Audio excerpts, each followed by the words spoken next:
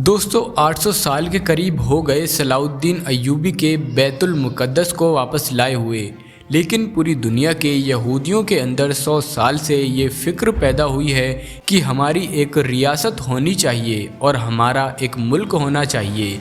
ये मारे मारे पूरी दुनिया में फिर रहे थे। हिटलर ने इनको मारा तो अमेरिका में चले गए और अमेरिका ने इनको मारा तो बरतानिया में चले गए, फिर बरतानिया से फ्रांस में चले गए और जगह जगह थोड़े थोड़े आबाद होते रहे। और फिर इनके अंदर एक तहरीक पैदा हुई कि 18वीं सदी में इनकी एक रियासत होनी चाहिए और इनका एक मुल्क होना चाहिए।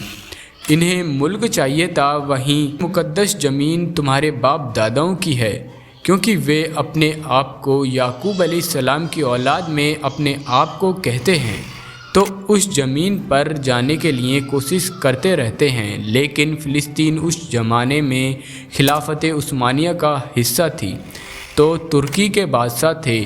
तुर्की के अंडर में फ़िलिस्तीन आता था, जहां पर इनकी मजाल नहीं थी।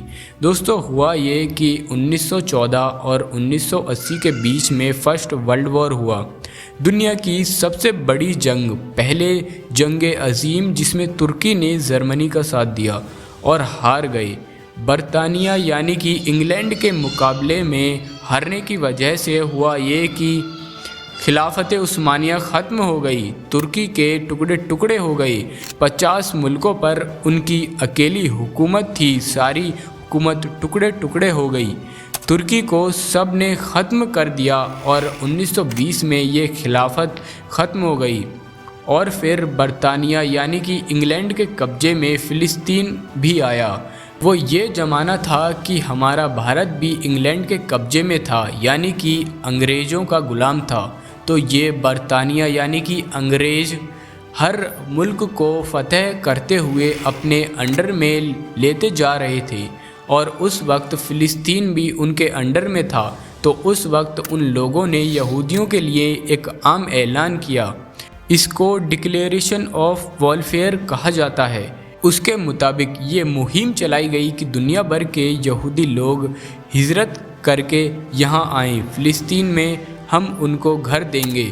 1921 में फ़िलिस्तीन में इनको बसाया गया और फिर 4000 लोग पहले आए और ऐसे ही हिजरत का सिलसिला चलता रहा और 1947 में इनकी आबादी 40 लाख के करीब हो गई। और फिर पूरी दुनिया में इन यहूदियों ने यूनाइटेड नेशंस की मदद से ये ऐलान कर दिया कि अब ये फ़िलिस्तीन नहीं है, इसका आधा हिस्सा इज़राइल है, जो कि हमारा मुल्क है।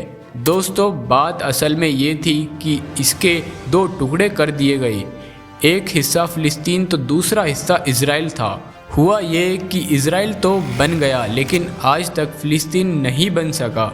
और दोस्तों यही वजह है कि इज़राइल और फ़िलिस्तीनियों के बीच में जंग हमेशा होती रहती है और फ़िलिस्तीन का वजूद दुनिया नहीं देखती। दोस्तों फ़िलिस्तीन को हड़पते हड़पते 90% इज़राइल के कब्ज़े में आ गया, अब सिर्फ 10% हिस्सा ही फ़िलिस्तीन है।